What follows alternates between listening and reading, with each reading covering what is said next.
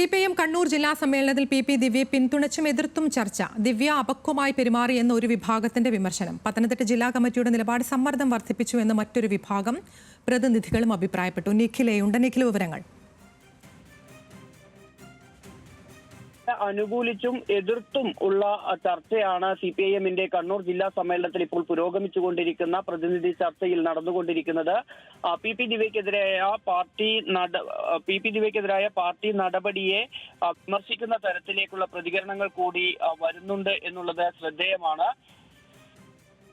തന്നെ P P ദിവ്യക്കെതിരെ party നടപടിയെടുത്തത് മാധ്യമങ്ങളുടെ സമ്മർദ്ദത്തിന് വഴങ്ങി എന്ന ഒരു തോന്നൽ ഉണ്ടാക്കി എന്നതാണ് ദിവ്യയെ അനുകൂലിച്ചുകൊണ്ടുള്ള ചർച്ചകളിൽ വന്ന ഒരു കാര്യം.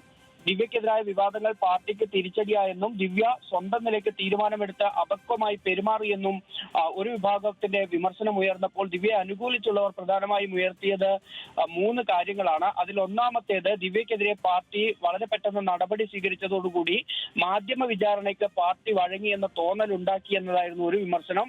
രണ്ടാമത്തേത്, പി ദിവ്യക്കെതിരെ ഈ ആരോപണങ്ങൾ വന്നതിന് പിന്നാലെ എടുത്ത നടപടി അത് ശരിയായ രീതിയിൽ ആയിരുന്നില്ല എന്നൊരു വിമർശനമുണ്ട്.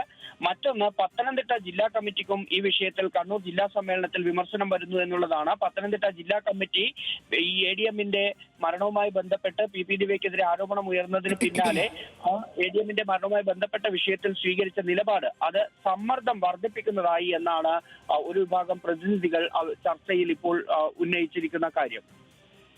ശരി, നിഖിലയാണ് വിശദാംശങ്ങൾ നൽകിയത് കണ്ണൂരിൽ നിന്ന്.